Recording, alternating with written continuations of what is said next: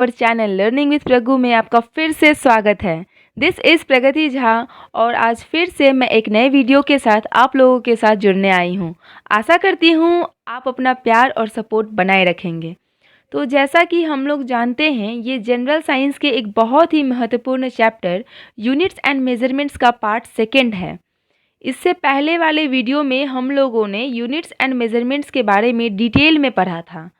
तो मैं आप सभी लोगों से ये रिक्वेस्ट करूँगी कि आप लोग इसका फर्स्ट पार्ट भी देख लें ताकि यूनिट्स एंड मेजरमेंट्स को लेकर सारे कॉन्सेप्ट्स क्लियर हो जाएं। यूनिट्स एंड मेजरमेंट्स के पार्ट फर्स्ट का वीडियो लिंक डिस्क्रिप्शन में है। आप लोग प्लीज़ जाकर उस वीडियो को एक बार देख लीजिएगा। उसके बाद सारा कन्फ्यूज़न दूर हो जाने वाला है कि ये यूनिट क्या होता है, मेज़रमेंट क्या होता है। तो एक बार उस वीडियो को ज़रूर देख लीजिएगा, लिंक उसका डिस्क्रिप्शन में है, ठीक है। तो चलिए आप लोगों का ज़्यादा समय ना लेते हुए शुरू करती हूँ आज का क्लास। हम लोगों ने पिछले क्लास में डिस्कस किया था कि व्हाट इज़ यूनिट, यूनिट क्या है, यूनिट्स के कितने टाइप होते हैं, फंडामेंटल यूनिट्स क्या है, डेराइव्ड यूनिट्स क्या है, फिजिकल क्वांटिटीज़ क्या है, स्केलर क्वांटिटीज़ क्या होती है, वेक्टर क्वांटिटीज़ क्या होती है, स्केलर क्वांटिटीज़ के एग्जांपल्स क्या क्या हैं, वेक्टर क्वांटिटीज़ के एग्जांपल्स क्या क्या हैं। तो ये सब कुछ हम लोग पिछले वीडियो में कवर कर चुके हैं। तो अब इसके बाद वाला पार्ट हम लोग इस वीडियो में कंटिन्यू करेंगे। ओके, तो चलिए शुरू करते हैं। देखिए, ऐसा यूनिट्स के कुछ कुछ प्रीफिक्सेस हैं जिसको याद रखना बहुत इम्पॉर्टेंट है। जैसे कि 10 टू द पावर ऑफ 18 को एक्सा बोलते हैं, 10 टू द पावर ऑफ 15 को peta, 10 to the power of 12 को टेरा। एक्सा को कैपिटल ई से, पेटा को कैपिटल पी से, टेरा को कैपिटल टी से डिनोट करते हैं।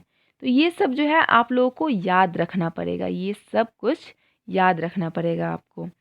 ये एग्ज़ाम्स में डायरेक्टली भी पूछे जाते हैं और न्यूमेरिकल्स में भी इसका काफ़ी इम्पॉर्टेंट है, वेरी वेरी वेरी इम्पॉर्टेंट है। इस वैल्यू को याद कर लीजिएगा। Giga 10 to the power 9, mega 10 to the power 6, kilo 10 to the power 3, hecto 10 to the power of 2, deca 10 to the power of 1, deci 10 to the power -1, centi 10 to the power of -2, milli 10 to the power of -3। ये सब values को जो है आप लोग याद कर लीजिएगा, इस सारे वैल्यूज़ को आप लोग याद कर लीजिएगा। जैसे 10 to the power of -6 micro होता है, नैनो के लिए 10 टू द पावर ऑफ -9 का यूज़ करते हैं, pico 10 to the power of -12 होता है, femto 10 to the power of -15 होता है, अट्टो जो है 10 टू द पावर ऑफ -18 होता है। जैसे कि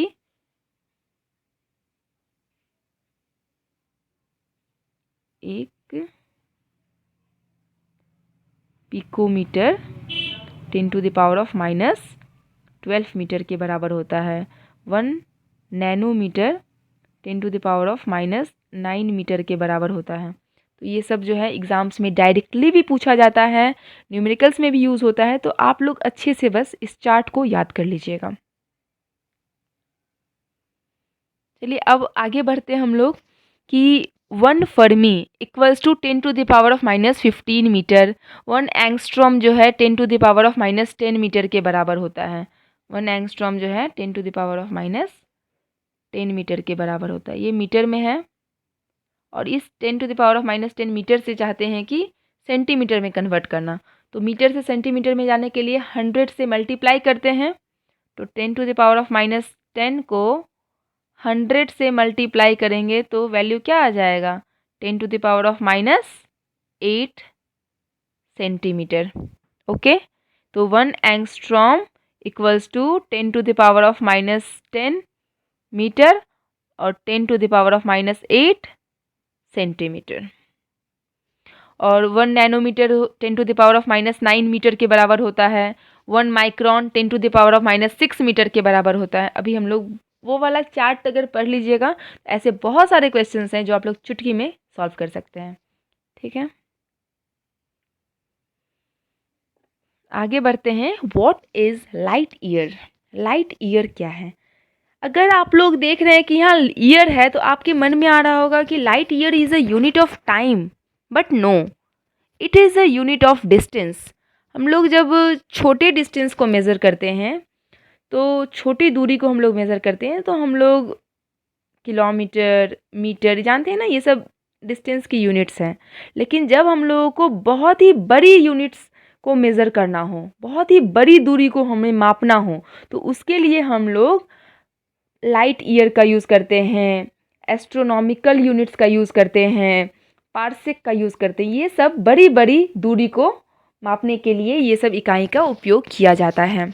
तो देखिए लाइट ईयर क्या है। जैसा कि हमने बोला, लाइट ईयर दूरी का इकाई है। लाइट एक साल में जितना डिस्टेंस कवर करती है, जितना डिस्टेंस वो ट्रैवल करती है, उसी को लाइट ईयर कहते हैं। स्पीड ऑफ लाइट कितनी होती है, हम लोग पिछले वाले वीडियो में भी इसको डिस्कस किए थे। The speed of light in vacuum is 3 × 10⁸ meter per second. C equals to 3 × 10⁸ meter per second. तो 3 × 10⁸ मीटर पर सेकेंड की स्पीड से लाइट एक साल में, 1 ईयर में जितना डिस्टेंस वो ट्रैवल करेगी वो लाइट ईयर कहलाती है। और एक लाइट ईयर की वैल्यू 9.461 × 10⁻15 मीटर होता है। 9.461 × 10⁻15 मीटर होता है। इसको याद रखिएगा, एग्जाम्स में डायरेक्टली पूछे जाते हैं। ओके, जैसे ये लाइट ईयर हुआ, एस्ट्रोनॉमिकल यूनिट हुआ, पार्सेक हुआ, ये इतनी बड़ी यूनिट्स हैं। इसको हम लोग मेज़र करने के लिए पैरालेक्स मेथड का यूज़ करते हैं। कौन से मेथड का यूज़ करते हैं? Parallax method. Parallax method. What is parallax method? चलिए जानते हैं कि ये पैरालेक्स मेथड क्या होता है। एक एक्सपेरिमेंट कीजिएगा खुद में कि आप अपने दाहिने आँख को बंद कर लीजिए और अपने आँख के सामने एक उंगली रखिए। ठीक है, एक आँख खुली हुई रहनी चाहिए और एक आँख को बंद कर लीजिए। अब दाहिने आँख को बंद करके बाएं आँख को खोलिए। पहले दाहिना खोले रखेंगे और बाद में बायां वाला खोलेंगे, दाहिना बंद रखेंगे। मतलब अल्टरनेटिव करके खोल के रखना है। और आपके आँख के सामने एक उंगली रहेगी।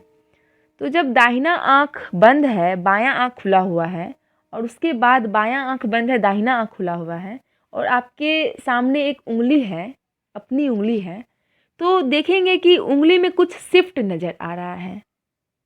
कुछ ज़्यादा शिफ्ट समझ में नहीं आएगा क्योंकि ये डिपेंड करता है कि हमारे आँख से ऑब्जेक्ट कितनी दूरी पे है।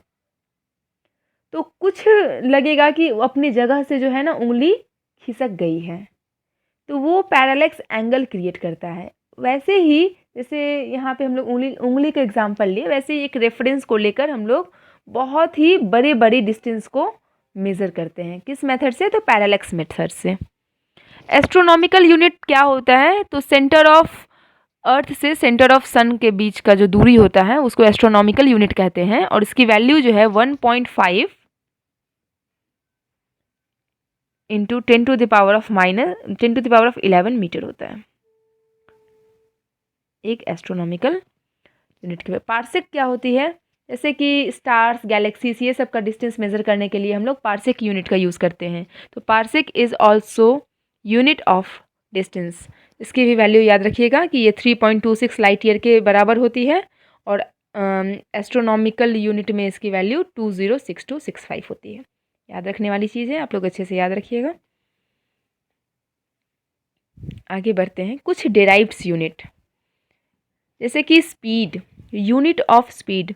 वी ऑल नो कि स्पीड का फॉर्मूला होता है डिस्टेंस बाय टाइम।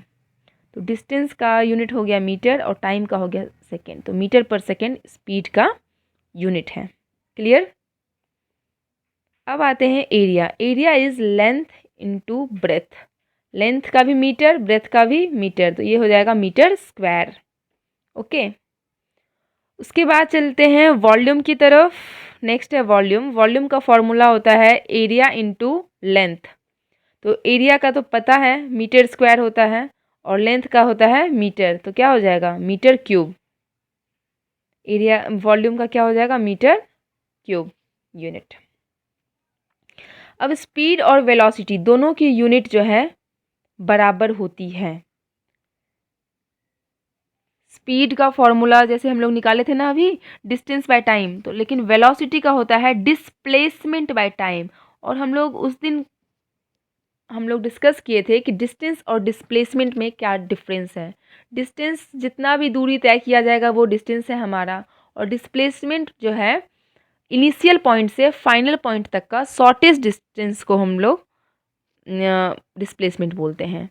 तो डिस्प्लेसमेंट वेक्टर क्वांटिटी है, क्योंकि डिस्प्लेसमेंट एक पर्टिकुलर डायरेक्शन में पता होता है कि किस डायरेक्शन में है डिस्प्लेसमेंट हुआ है। तो वेलोसिटी भी जो है वेक्टर क्वांटिटी होती है। तो इसका भी डिस्टेंस का क्या होता है मीटर, और टाइम का सेकंड, तो इसका भी जो है यूनिट हो गया मीटर पर सेकंड। क्लियर? चलिए आगे बढ़ते हैं। एक्सेलरेशन होता है वेलोसिटी बाय टाइम। वेलोसिटी का फॉर्मूला होता है मीटर पर सेकंड, अभी हम लोग निकाले थे, और टाइम का होता है सेकंड। ये सेकंड ऊपर जाएगा मल्टीप्लाई हो जाएगा तो मीटर पर सेकंड स्क्वायर। एक्सेलरेशन का फॉर्मूला हो जाएगा मीटर पर सेकंड स्क्वायर। बहुत ही आराम से समझा रही हूँ, बहुत ही इजी तरीके से। कहीं भी कन्फ्यूज़न हो फिर भी आप पूछ सकते हैं, कमेंट बॉक्स में भी पूछ सकते हैं, या मेरी ईमेल आईडी पे मेल भी कर सकते हैं। तो कहीं भी दिक्कत हो तो बताइएगा ज़रूर। ओके, मोमेंटम, ये सब कुछ एक्सेलरेशन, मोमेंटम, फोर्स, ये सब फोर्स वाले चैप्टर में डिटेल में पढ़ेंगे। यहाँ बस यूनिट से हम लोग को मतलब है, यूनिट चैप्टर है। ज़्यादा डिटेल में अगर जाएंगे तो वीडियो बहुत लंबा हो जाएगा, और ये सब तो बाद में डिटेल में पढ़ना ही है। तो यहाँ बस हम लोग यूनिट के बारे में देख रहे हैं। मोमेंटम जो है मास इनटू वेलोसिटी, इसका फॉर्मूला होता है। तो मास का ऐसा यूनिट है केजी, और वेलोसिटी का होता है, अभी हम लोग निकाले थे, मीटर पर सेकेंड। तो KG metre per second is a unit of momentum. Okay, उसके बाद देखिए फोर्स और वेट दोनों का सेम होता है ऐसा यूनिट। इसका फॉर्मूला है मास इनटू एक्सेलरेशन। मास का ऐसा यूनिट केजी, और एक्सेलरेशन का भी हम लोग निकाले थे मीटर पर सेकेंड स्क्वायर। तो KG metre per second square, KG metre per second square is a unit of force. इसी KG metre per second square को हम लोग न्यूटन कहते हैं। क्या कहते हैं? न्यूटन कहते हैं। तो Newton is SI unit of force. ठीक है, याद रहेगा। ओके,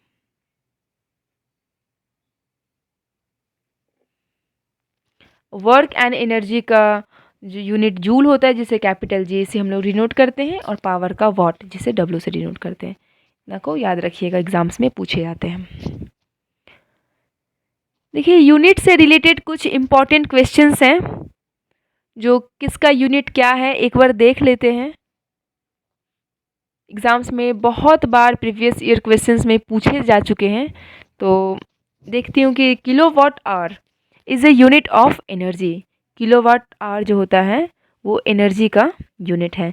जब हम लोग वर्क, एनर्जी एंड पावर वाला चैप्टर पढ़ेंगे ना, तो किलोवाट आवर के बारे में भी बहुत ही डिटेल में पढ़ेंगे, सब कुछ बहुत डिटेल में कवर करेंगे। बस याद रखिएगा कि किलोवाट आवर जो है एनर्जी का यूनिट होता है। Therm is a unit of heat, and hertz is a unit of frequency of waves. तरंग की आवृत्ति, हर्ट्ज किसकी इकाई है? तो तरंग की आवृत्ति की 20 हर्ट्ज से लेकर 20,000 हर्ट्ज तक जो भी साउंड्स होते हैं हम लोग सुन सकते हैं, ऑडिबल होते हैं। 20 हर्ट्ज से 20,000 हर्ट्ज तक, ये भी एग्जाम्स में पूछे जाते हैं, ये को याद रखिएगा। ओके, अब आगे बढ़ते हैं हम लोग नेक्स्ट क्वेश्चन की तरफ। यूनिट ऑफ पावर, पावर की इकाई क्या है? अभी हम लोग कुछ देर पहले देखे थे, वॉट है। Unit of force newton, unit of work joule, unit of atmospheric pressure bar, और Dobson unit is use to measure. Dobson unit का यूज़ किस चीज़ को मापने में किया जाता है? तो डॉप्सन यूनिट का use thickness of ozone layer, ozone परत की मोटाई कितनी है, ओजोन परत की मोटाई मापने में डॉप्सन यूनिट का यूज़ करते हैं। ठीक है, अगर हम लोग यूनिट्स एंड मेजरमेंट्स चैप्टर पढ़ रहे हैं तो आपको पता ही होगा कि किस यंत्र से किस चीज़ को मापते हैं, इंस्ट्रूमेंट कौन सा यूज़ करते हैं। ये कितनी बार एग्ज़ाम्स में पूछा जा चुका है, कितनी बार एग्ज़ाम्स में पूछा जाता है, तो आप लोगों को बताने की तो कोई ज़रूरत है नहीं, ये कितना इम्पॉर्टेंट है। तो कुछ इम्पॉर्टेंट इंस्ट्रूमेंट और उसके मेज़रमेंट हैं जो यहाँ मैं इस समझाने वाला तो इसमें कुछ खास है नहीं, आप लोगों को याद करने वाला है, फिर भी एक बार मैं इसको बता देती हूँ। इसको याद कर लीजिएगा और उसके साथ यूनिट्स एंड मेजरमेंट्स हमारा अच्छे तरीके से कंप्लीट हो जाएगा। ठीक है, तो देखिए number 1 odometer. What is odometer? Odometer जो है ये एक इंस्ट्रूमेंट है। इस इंस्ट्रूमेंट से हम लोग क्या मापते हैं, तो वाहन द्वारा तय की गई दूरी, vehicle, distance travelled by vehicle, vehicle जो है जितना डिस्टेंस ट्रेवल कर रहा है वो हम लोग ओडोमीटर से मापते हैं। उसके बाद अल्टीमीटर, अल्टीमीटर का यूज़ हम लोग ऊंचाई मापने में करते हैं, ऊंचाई को मापने में अल्टीमीटर का यूज़ करते हैं। ऑक्सेनोमीटर से हम लोग पौधों की वृद्धि को मापते हैं, मतलब growth of plant, growth of plants, किससे? ऑक्सेनोमीटर से।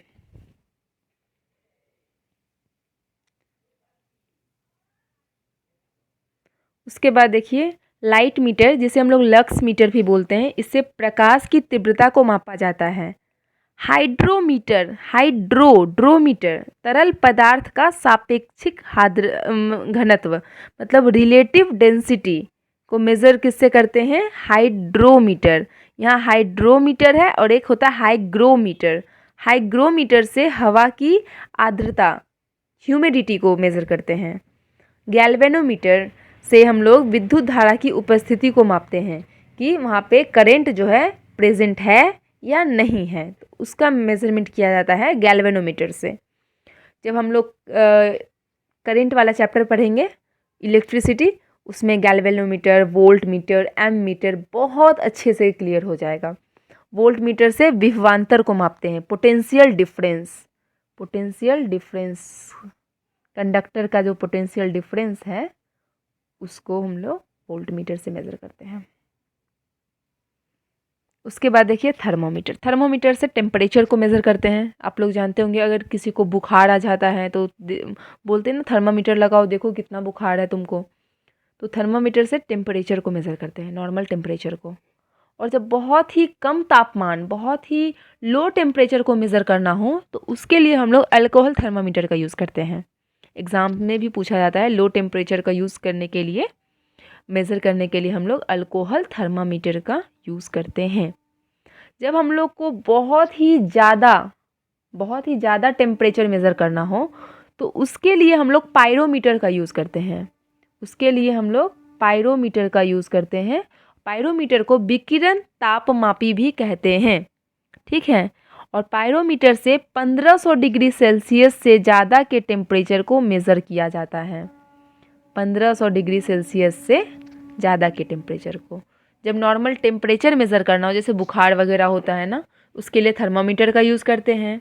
जब बहुत ही लो टेम्परेचर मेज़र करना हो तो उसके लिए अल्कोहल थर्मामीटर, और जब बहुत ही हाई टेम्परेचर मेज़र करना होता है एवव मोर देन 1500 डिग्री सेल्सियस, उसके लिए हम लोग पायरोमीटर का यूज़ करते हैं। उसके बाद देखिए कैरेट मीटर। कैरेट देखते हैं ना, सोने कितने कैरेट का है, 18 कैरेट का है, 22 कैरेट का है, तो कैरेट से ही लग रहा है कि ये स्वर्ण की शुद्धता, सोने की प्योरिटी ऑफ गोल्ड, सोने की शुद्धता का मेज़रमेंट किया जाता है कैरेट मीटर से। स्टेथोस्कोप, हृदय की ध्वनि सुनने में, मतलब हार्ट बीट को सुनने में हम लोग स्टेथोस्कोप का यूज़ करते हैं। बहुत लोग डॉक्टर को देखते होंगे स्टेथोस्कोप का यूज़ करते हुए, तो उससे जो है हार्ट बीट को सुना जाता है। देखिए फिर फेदोमीटर, फेदोमीटर से महासागरीय, समुद्र, ये सब की गहराई मापने में फेदोमीटर का यूज़ होता है। और टैकोमीटर रिवॉल्यूशन पर मिनट, 1 मिनट में कितना रिवॉल्यूशन हुआ है उसको मेज़र करने के लिए हम लोग टैकोमीटर का यूज़ करते हैं। ओके, नेक्स्ट है स्पेक्ट्रोहीलियोग्राफ, फोटोग्राफी ऑफ सन। और ब्रैग स्पेक्ट्रोमीटर जो है उससे, ब्रैग स्पेक्ट्रोमापी हिंदी में बोलते हैं, उससे हम लोग एक्सरे का वेवलेंथ, तरंग दैर्ध्य को मापते हैं। एक्सरे का ये बहुत बार एग्जाम्स में भी आता है कि एक्सरे का खोज किसने किया था, तो वो थे रॉयंटजन। रॉयंटजन ने एक्सरे का खोज किया था। Who discovered x ray? रॉयंटजन। और फिर है बोलोमीटर। बोलोमीटर से भी हम लोग टेम्परेचर को ही मेज़र करते हैं। उसके बाद है स्फिग्मोमैनोमीटर, रक्त दाब मापी, जिससे ब्लड प्रेशर को मेज़र किया जाता है। जब भी आप डॉक्टर के पास जाते होंगे तो देखते होंगे पहले आपका ब्लड प्रेशर का जांच किया जाता है, तो जिस इंस्ट्रूमेंट से किया जाता है उसको हम लोग स्फिग्मोमैनोमीटर कहते हैं। एंड नेक्स्ट इज पाइरेलियोमीटर, इससे सोलर रेडिएशन को मेज़र करते हैं। उसके बाद देखिए मैनोमीटर। मैनोमीटर से प्रेशर ऑफ गैस, गैस का कितना दबाव है, दाब है, उसको मेज़र करने के लिए मैनोमीटर का यूज़ करते हैं। बैरोमीटर से प्रेशर को मेज़र करते हैं। एमीटर से करंट को मेज़र करते हैं। और स्प्रिंग बैलेंस, 2 तरह का बैलेंस होता है ना, एक कॉमन बैलेंस होता है, एक स्प्रिंग बैलेंस होता है। स्प्रिंग बैलेंस को हिंदी में हम लोग कमानीदार तुला कहते हैं। तो स्प्रिंग बैलेंस से हम लोग वेट को मेज़र करते हैं। किसको मेज़र करते हैं? तो वेट को मेज़र करते हैं। और सिस्मोमीटर, सिस्मोमीटर बोलिए या सिस्मोग्राफ,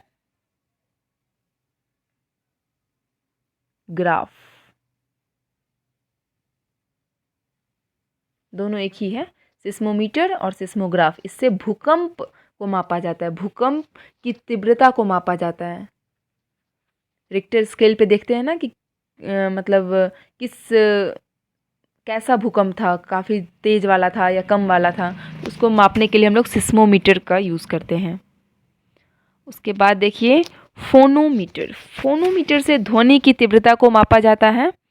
एंड लास्ट पॉलीग्राफ, झूठ का पता लगाने के लिए। जब झूठ का पता लगाना हो उसके लिए हम लोग एक इंस्ट्रूमेंट का यूज़ करते हैं जिसका नाम है पॉलीग्राफ।